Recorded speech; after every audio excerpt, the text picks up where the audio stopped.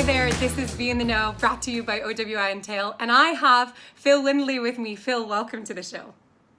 Thank you. Good to be here. Phil, you've been working in identity for a while, and you're working in one of the hottest topics. I am a firm believer that my data belongs to me, but my question to you is, what is self-sovereign identity in layman terms for those people that have no idea what it is? I think self-sovereign identity is about borders. Right? When we talk about sovereignty, sovereignty implies that there's a border. And it doesn't imply that you have 100% control, because to do that you'd have to be a person on a desert island. What it means is that there's a border, and within which you have complete control over what happens, and outside of which you interact with with other people and other organizations as peers. And both of those are important.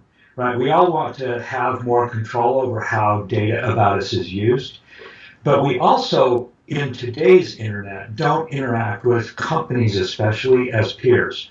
It's their rules, not my rule. I get asked to give all the information, which to me is where's that equation of how much do I give for what do I get in return here? Yeah, that's not a peer relationship. In a peer relationship, there's a negotiation, there's a give and take, right? And you both have rights and decide what's going to happen. So I think that's what self-sovereign identity is about. And when you think about the sort of fear, a lot of the times we hear self-sovereign identity connected to blockchain. Is that a must or a synonym for you? Because for me, it sure isn't. Yeah, I don't call it blockchain identity. I think blockchain provides us with some particular properties which are important, especially the decentralization. But for example, self-sovereign identity shouldn't ever store identity data on the blockchain, because that isn't a good way for to get privacy or security. Yeah, so immutable and everybody can see and consensus. Kind of concerning. Yeah, but it is a great way to be able to break the circuit. So let's say that you have a credential, maybe it's your driver's license, and you present it to someone. You don't want whoever you present it to have to talk to the driver's license bureau to determine whether or not it's real, because there are privacy concerns with that. Of course. So the blockchain allows you to have a circuit breaker that says, okay, now I can just ask the blockchain not go back to the driver's license bureau. But that's a very small part of a very large idea. So you're going to be asked by Steve some more interesting facts about self-sovereign. But a question that often lies with me in terms of literacy.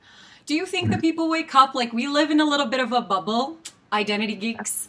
Do you think the average person understands what is their data? Like, do you think that there is a conscious understanding of my self-curated data on my social channel versus a piece of my identity given to me by the government? Where do you think we are in that sort of journey of education? Yeah, I think what's interesting is in the physical world, people have a very clear idea about this.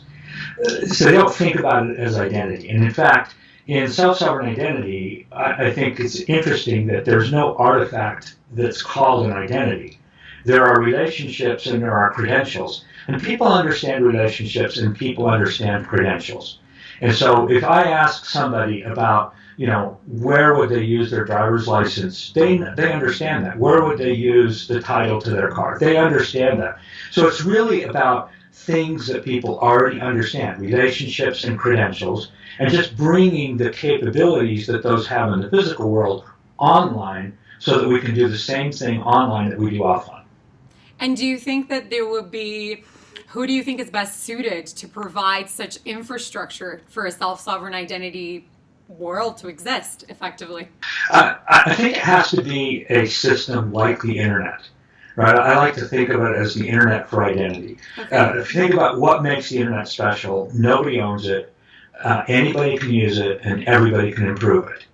And those three properties have to exist in a self-sovereign identity system as well. Because if somebody owns it and they can turn it off or change how it works, then you don't really have a system you can trust. And it has to be open, it has to be public. Anybody ought to be able to use it. And, it ought to be something that everybody feels like they can build on top of and provide a solution that is relevant to them. The world is a vast, people are amazing. They do all of these different things. And you can't imagine that somebody or something is going to build the thing that everybody solves everybody's problems. Instead, you have to build what I call a meta system that everybody can build their own identity solutions on top of. Yeah, and then that's where the challenge begins. I feel like there's like very little lack of interoperability in most of the point solutions being seen in identity today. So I could talk to you for probably a few hours about this. So we'll wrap it up now and stay tuned. And if you haven't registered for OWI yet, please do. Phil will be having a lot more interesting conversations. You might be able to catch him after. Thanks for joining me, Phil, and we'll see you and stay on the know.